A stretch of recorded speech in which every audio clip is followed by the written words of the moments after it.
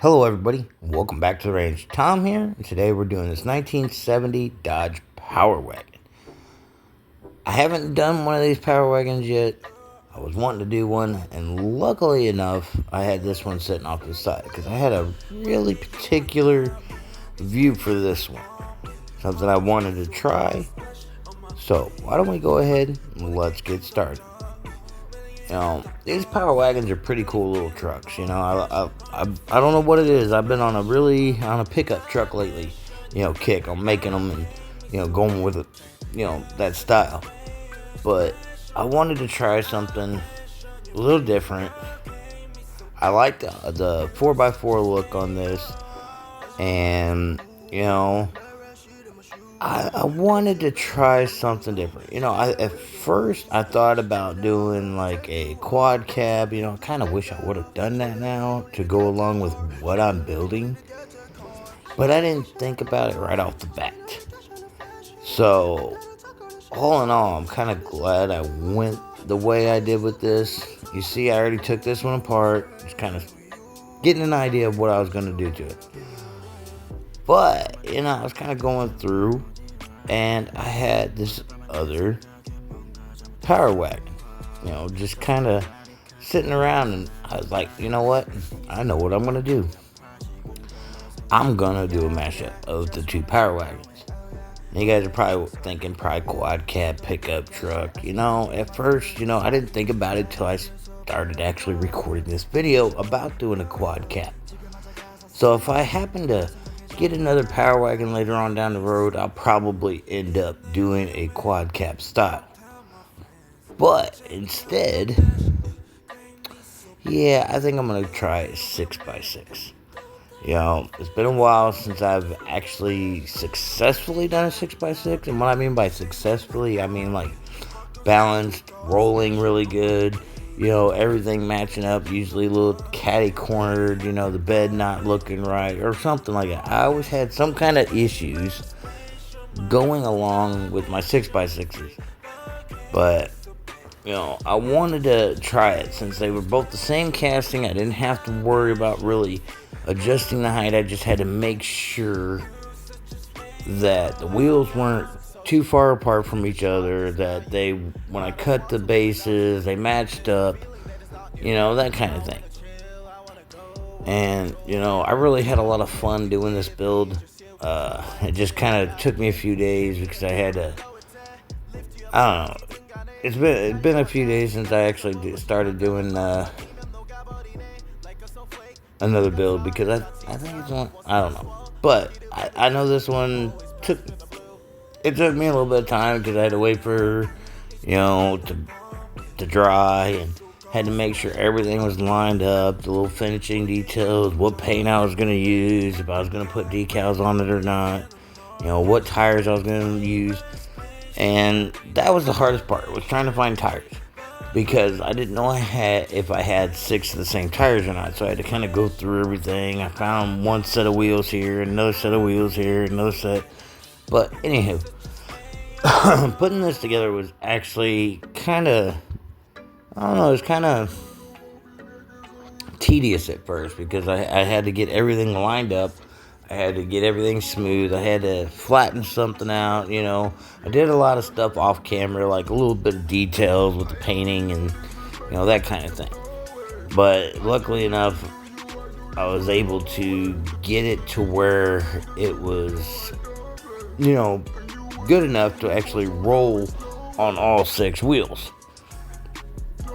And, the paint was fun, and then I ran out of my clear coat. Not my gloss clear coat, because I wanted to do a matte finish on this, and you'll understand why when you see the final results. And no, it's not gonna be Gaslands, even though that would be a pretty cool one. But since my move, I literally lost all my Gaslands weapons and armor and all that kind of stuff. So I gotta reorder all that stuff all over again until I can do another Gaslands build. It kind of sucks, but I'll deal with it. I'll get some new Gaslands stuff eventually. But right now I'm trying to work on getting more decals, more wheels. I got another whole bunch of sets of wheels that came in not too long ago. I still got some of my old set of wheels. So the wheels ain't the problem. I'm working on getting some more 3D printed engines, stuff like that. I got my sources I could talk to, tell them what I need, and I can go from there. But the hardest part of this build was actually just making sure everything lined up, everything fit right. I cut in the right places. I took the interior, made sure everything was good. I was trying to adjust certain things, kind of snapped a few times, so I had to re-glue it, re-put it together, that kind of thing. But this is one of my longer videos that I've done recently. Just getting back. This is, I think, episode number 6. But I'm getting back into it, trying to keep my mind busy. And luckily enough, I know my lighting sucks on the some of the pictures and some of the videos, but I'm working on getting some better lighting. And I think once I do that, things will get a little bit better. And I think if I just change out the light bulbs in my lights, it might actually work. But that's okay. I'm getting to use my new Dremel tool, getting to use my new setups. All in all, everything seems to be working pretty good.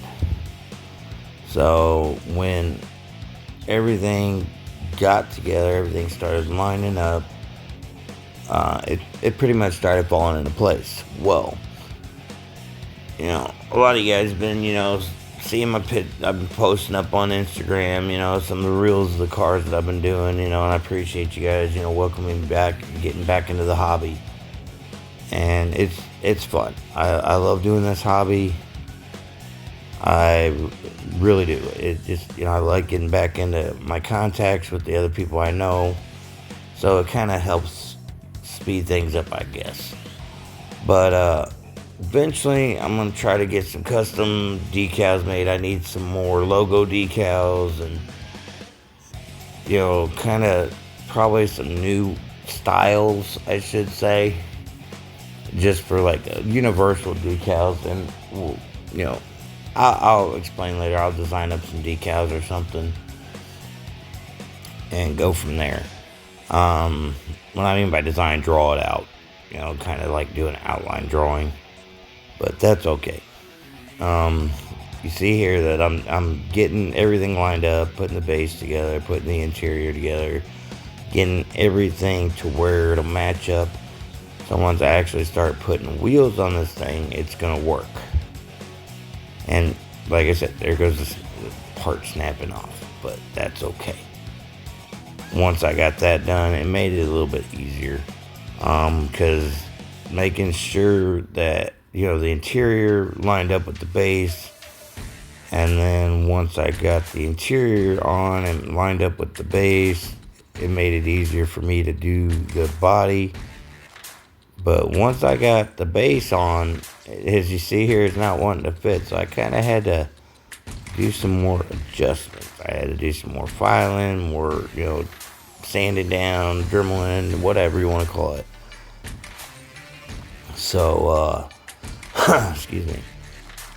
Once I got that done, everything just kind of flowed. The longest part it took was the body, making sure that everything was done the way it is. And while I'm doing this, the body is actually currently in the paint stripper. As I first started calling it in my original videos, like my very first couple episodes, started saying gun oil to match the, the videos and the name of the channel, but I decided to stop calling it that. It just kind of got a little stupid, personally. But luckily enough, I had 2 windshields, so I took the clear windshield, the one on the right. You can barely see it hanging off the screen there. But, I had a yellow one and I had that clear one. I didn't want to use the yellow one. That would have looked stupid with the way I went with this thing. And so far, I'd have to say this is probably one of my favorite 6x6s I've done. one, because it actually looks cool. It looks like pretty much like I wanted it to. I wanted to do a little more detailing to it, but I didn't want to do too much detailing because I thought it would probably just take away from the whole build.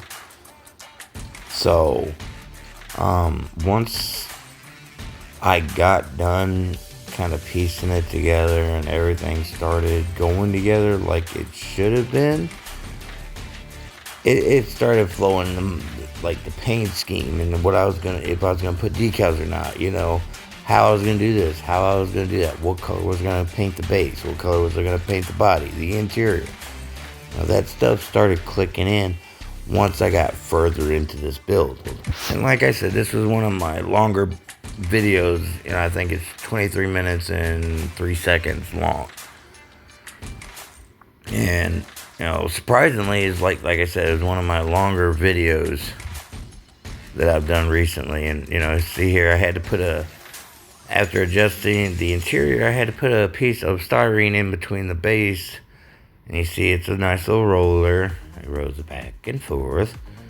And here's the body straight out of the stripper. And I'm kind of got one part marked already, because the part that I marked out was the back part I was going to keep. And it took me a couple tries to actually get it to where I actually wanted to cut it. And you see little marked lines, going from there to get it right. But I was kind of trying to adjust before I actually cut the first half of this. I wanted to get an idea of where I was going to cut it. So in order to do that, I had to cut the back half off first of the one I already had. I don't know why it is, but every time I start cutting, it kind of cuts it like an angle. And I'm not talking about like the way I adjust the car. I'm talking about where the blade is. It kind of curves or it doesn't cut straight or something like that. It could be the way the blade's held in there and I'm not like perfectly straight on it. But eventually I'll get a hang of that and get it going on it. What I wanted to do first was get an idea. So I cut the back, like tailgate portion off to get an idea of how far I was going to need to cut the front half off. So I knew, like, when I set it down on the base, where it was going to, set and where I could cut and mark and stuff like that. I should have cut this portion off first. I meant not this portion, but after I cut the tailgate off, I should have just used that same casting and cut the back off of that instead of going straight to this one, cutting the bed off of this one, and then trying it. But like I said, I wanted to make sure everything lined up. And that's kind of why I cut the back half I was going to use first, so I could go ahead and put it on the base and mark it to where I was going to need it, because I didn't want to readjust the base afterwards. And you see here, I'm kind of trying to line up the holes and stuff like that, so I knew where I was going to cut the front portion off the bed of the front cab part. And I know that kind of just confused myself, but I do that sometimes. But all in all, I think I cut it at a good spot, everything lined up, making sure that, it lined up nice. And then when I put it together, everything matched up. I had to do a little filing and Dremel tool using, and, to get everything smooth to where it actually blended together. And that was the thing, is if you notice on these castings, they're not completely straight or anything like you'd see on a 78 Silverado, or not a 78, but an 83 Silverado casting. They're not completely straight. They actually kind of dent inwards, I guess, and then they come back out. I don't know. You'd have to actually take a look at them, but if you try to, they're not completely straight. And that's what kind of bothered me at first, but using a little bit of JB Weld and, that kind of stuff kind of helped. And once I got it to where it was going to match up, and, luckily enough, I didn't have to do a lot of filing. As you see here, everything, once I got it in there, it kind of went pretty good. Everything was pretty straight, but I had to use it. Once I glued the pieces together, I had to kind of set it down on a flat surface so the bed lined up at the top. But, I kind of had to adjust it a few times just to get it to where it would work right. And, once I got it flat, see here, everything was glued together, putting the base on it, it kind of actually matched up pretty good. So I was really happy with the way everything was going on this. And if I actually had the audio on while I was doing this video, you would have heard a lot of curse words. Yeah, I was kind of cussing and all kinds of stuff during the making of this video. So that's why I always do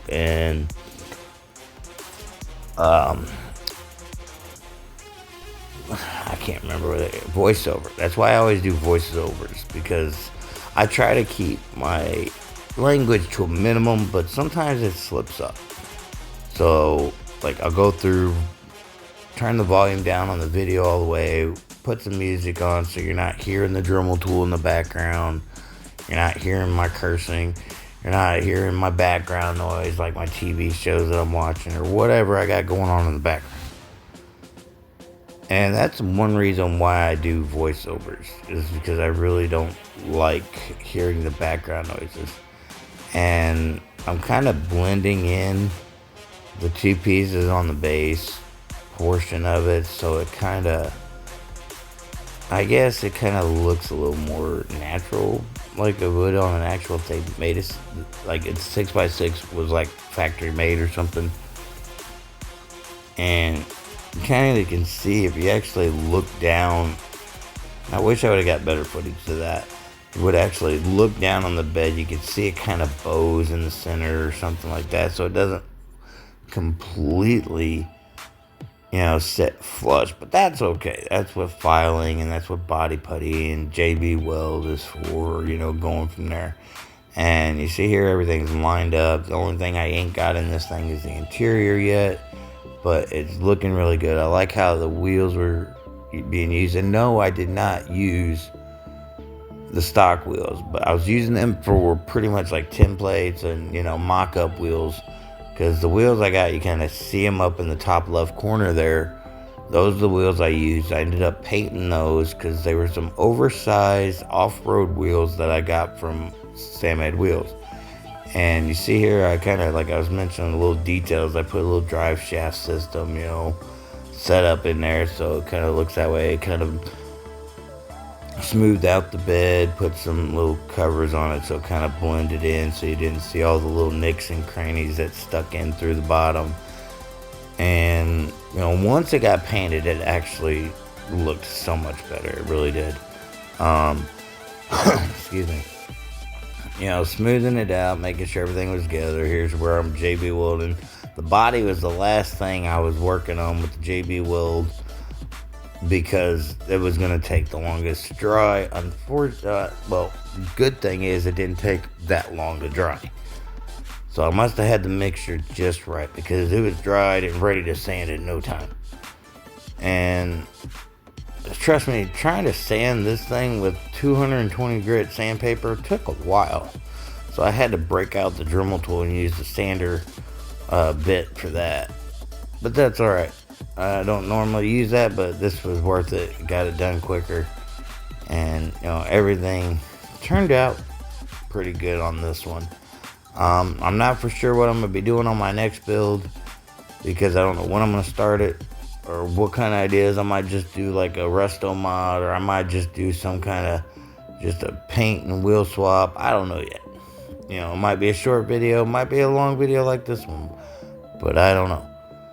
And it'll be a while before I do another 6x6. You know how some of those old school, like, Jeeps and stuff had those like squared style fenders and stuff. I wanted to do that on there because I thought, honestly, I really thought it would look cool on this truck. And boy, was I right. Like this style, it took me a while, so I didn't video the entire thing because I didn't want you guys getting bored by watching me put pieces of styrene on the side of the truck, sanding it down, all that jive. And luckily enough, everything looks good on this. It turns out great. The decals I used, yes, I ended up going decals on this. And I was really happy with the way it all turned out. Here it is done, sanded down, smoothed out, and you can see it actually gives it that really cool off-road style look.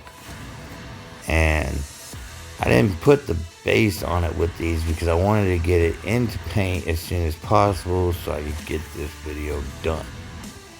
But I was really happy with everything on this build, so I was doing a little final sanding, trying to make sure everything was going good because I had a little problem with the glue, so eventually I'm gonna have to get some more glue, but that's all right.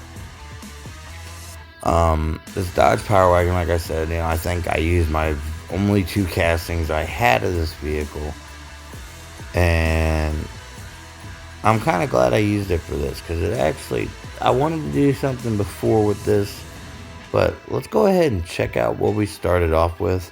Nice little 70 power Dodge Power Wagon. Good casting. Really like this casting. Cool little 4x4 truck. Eventually I'm going to do another one if I can find some more of these castings. Next time I might do some kind of flatbed or, dragster or something. I don't know yet. Guess we'll just have to wait and find out. So without further ado, why don't we go ahead and check out the final results.